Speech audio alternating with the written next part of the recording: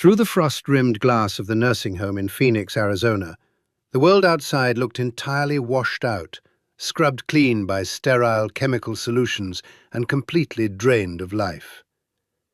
I sat in my heavy electric wheelchair, listening to the monotonous beeping of medical monitors through the wall, the squeak of the nurses' rubber soles, and the steady hum of powerful air conditioners pushing dry, dead air through the hallways. At 72 years old, all that remained of my former life, once so vibrant, loud, and filled with hard work and hope, was an empty bank statement and a heavy, suffocating silence. Here, in modern America, I had turned into a dry coefficient in a medical insurance formula, a piece of useless, discarded material. My adult children, long swallowed up by the endless rat race for mortgages, bonuses, and corporate careers, stopped by once every 6 months at best. They would leave bright greeting cards with generic printed wishes on my nightstand, along with cheap bouquets of quickly wilting carnations. Each visit felt like a polite but cold inspection. Was the old man still alive, or was it time to transfer him to a cheaper hospice ward, or sign the paperwork to sell off the last of his belongings? My left leg had been amputated above the knee due to severe diabetic complications, and my right arm barely functioned after a stroke 2 years prior. I, an old veteran who had once managed construction crews and built bridges, had turned into an extra piece of furniture in this nursing facility. My fate was rewritten by a chance conversation in the hospital park with a young orderly named Ray. He was originally from the distant Philippine island of Leyte. As I helplessly wrapped my unfeeling legs in a heavy wool blanket, Ray, with a genuine wide smile that brought warm, radiant crinkles to his dark-skinned cheeks, told me about his home village. He spoke of how elderly people are treated in his homeland. There is no word for burden or extra mouth to feed there. Instead, there is the sacred word Lolo, grandfather, the keeper of family wisdom, who is seated at the place of honour at the head of the table, whose grey hair is tenderly stroked by children, and whose old dry hands are kissed with deep reverence. Ray showed me photos on his phone.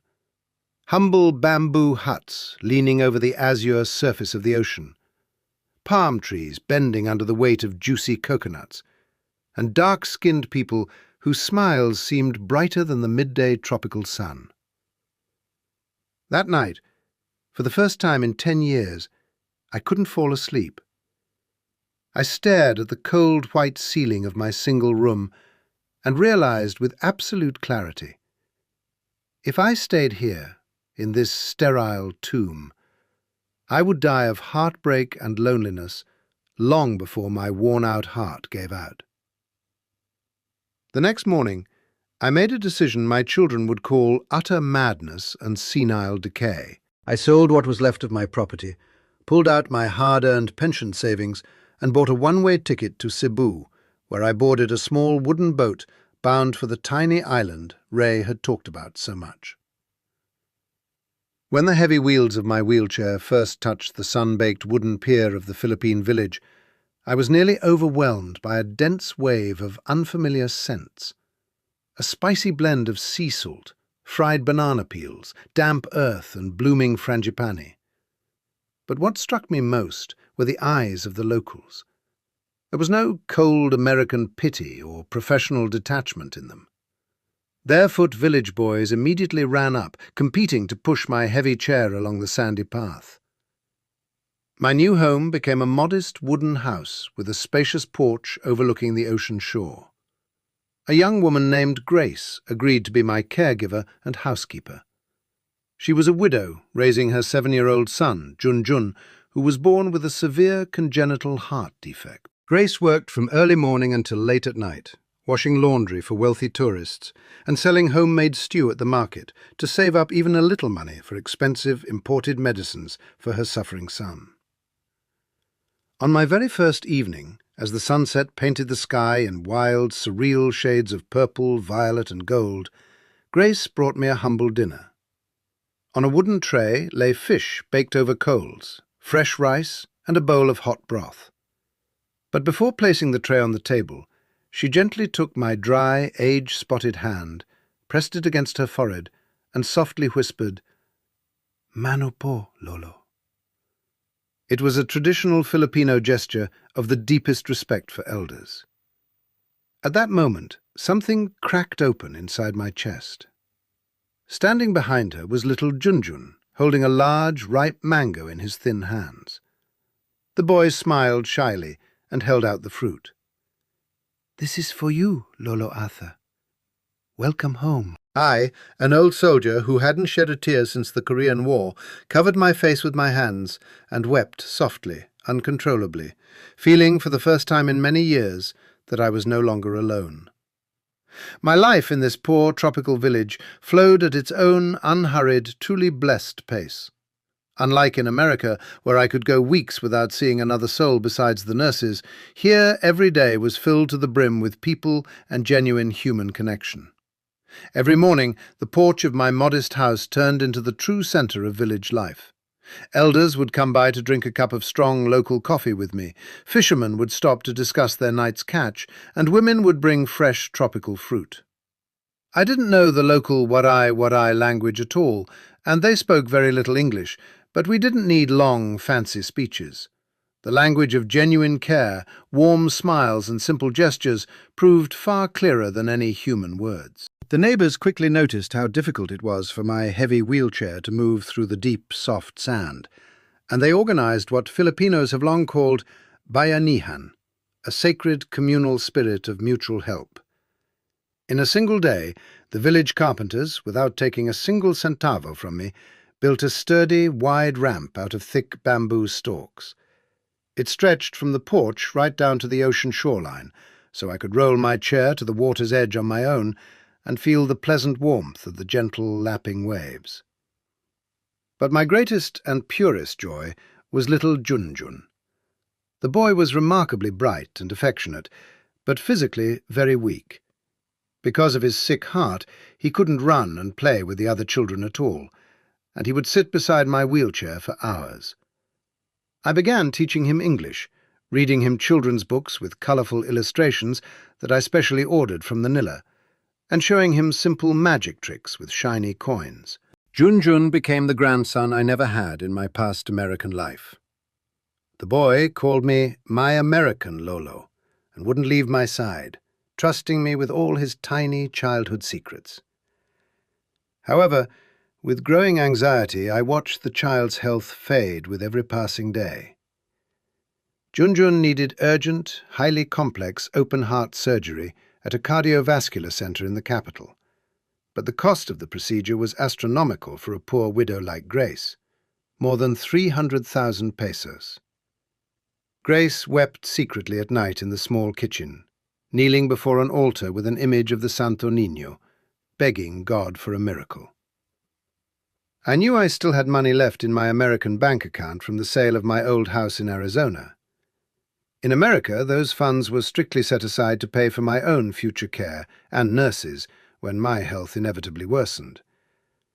But looking at how Jun-Jun struggled to climb the porch steps, gasping for breath at the slightest physical effort, I made my final decision. Without telling Grace or anyone in the village, I contacted a leading pediatric heart surgeon in Manila.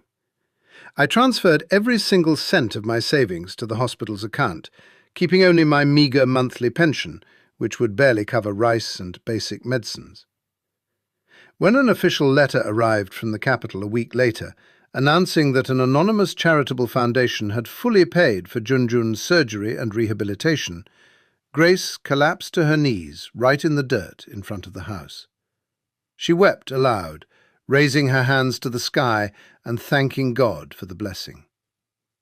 I sat on the porch, softly smiling into my grey moustache. Only little Jun-Jun, looking straight into my eyes, suddenly understood everything. The boy walked up to my wheelchair, wrapped his thin arms tightly around my neck, and whispered in my ear, "Thank you, Lolo. I know it was you. I will live for you." The operation was a complete success. 2 months later, Jun-Jun returned to the village as a healthy, rosy-cheeked child full of energy. He burst into my house, jumping for joy, and embraced me tightly for the first time with all his childhood strength. That evening, I felt like the richest man on the face of the earth, even though my bank account balance was an absolute zero. In November, a devastating super typhoon struck our province, one of the most powerful and destructive storms in the island's history. Barometers plummeted at a terrifying speed, and emergency warnings blared over the radio. But not everyone in the coastal village had time to evacuate. The ocean, which just yesterday seemed so calm and gentle, turned into a roaring black monster. Waves as tall as 3-story buildings crashed onto the shore, snapping bamboo huts like dry matchsticks. The wind ripped the roof off our house in a matter of seconds. A roaring torrent of freezing water, mixed with mud and tree debris, burst into the rooms. Grace tried to hold on to our belongings, but another massive wave knocked her off her feet, throwing her against the back wall. Jun-Jun, cut off in a corner of the room, screamed in terror as a heavy structural beam began to collapse directly toward him. I sat in my wheelchair and saw the deadly danger. In that split second, the old soldier inside me woke up, completely forgetting about the pain, my disability, and my paralyzed arm.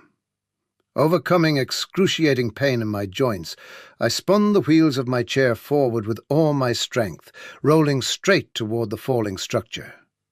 The wheelchair slammed into the settling wall an instant before the heavy timber beam came crashing down. I raised my healthy arm high and took the full force of the blow. The massive wooden beam crushed the armrest of the wheelchair, shattered my collarbone, and broke several of my ribs. But it didn't touch the child. I covered Jun-Jun with my body, pinning him in a desperate embrace, while our home collapsed around us and the storm's darkness raged outside. "Hold on, son. Lolo is with you. Do you hear me? Lolo won't let anything happen to you," I yelled through the roar of the tempest, even as blood pooled in my mouth from a fractured rib. Neighbours who braved the storm pulled us from the wreckage. When the men dragged me out from under the debris, I was unconscious, but my fingers were locked so tightly onto Jun-Jun's shirt that they had to pry them loose by force. The boy didn't have a single scratch on him. When the typhoon finally subsided, our village was reduced to rubble. But worst of all, my health was irrevocably shattered.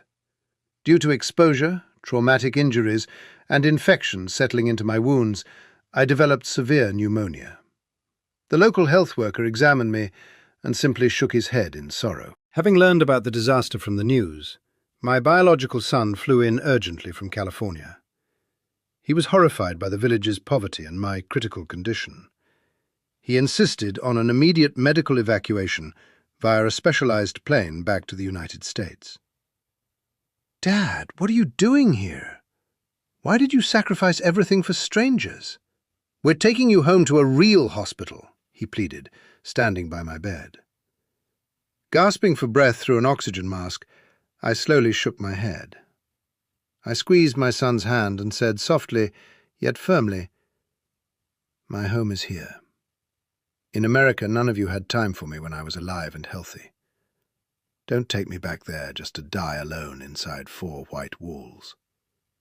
Here, I became a human being again. Here, I was loved."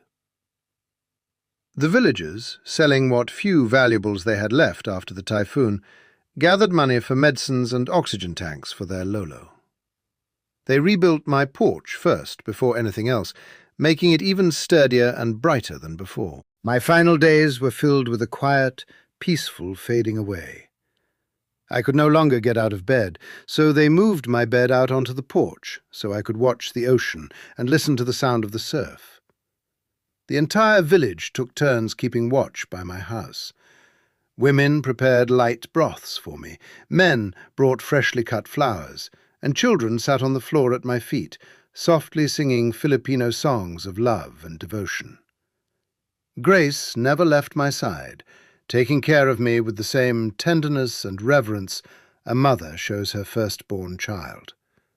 And every single day, Jun-Jun held my dry hand, reading aloud to me from the very books I had once bought for him. My American son, having stayed in the village for 3 days, and witnessing the incredible, genuine love, devotion and care these complete strangers, impoverished as they were, showed to his helpless father, couldn't hold back his emotions. He walked down to the shore and wept for a long time, realizing the profound, real life I had found on this distant island, a life my own children had been unable or unwilling to give me. On that last evening, the sunset was unforgettable. The sky was painted in brilliant crimson and iridescent hues, and the ocean's surface looked like liquid gold. My breathing grew slower and heavier. I opened my eyes and looked around at the people gathered around me. There was Grace, with tears streaming down her face, little Jun-Jun, the local fisherman, and the village elders. With a weakening hand, I gestured for Jun-Jun to come closer. The boy pressed his cheek against my palm. "Lolo, please don't go," the child whispered, his tears falling onto my fingers. I smiled. For the first time in decades, my soul felt completely at peace and warm. I had no fear of the dark, because I knew my life here had not been in vain. I had saved this little beating heart. I had found a true family, and I had learned the meaning of unconditional human love. "I'm not leaving, little one," I whispered, barely audible, as a final tear trickled down my wrinkled cheek. "I will always be right here, in the sound of the waves, in the sea breeze, in every warm sunrise over this shore." Our traditional gesture, mano po, my dear boy. I closed my eyes against the brilliant golden light of the setting sun, feeling my body go numb, but my heart remained full of warmth to its very last beat. I heard Grace weeping, felt Jun-Jun's small fingers holding onto mine, and knew I was not fading away. I was merging into this land, into this love, into this ocean. My soul had finally found its true home, and I would watch over them forever.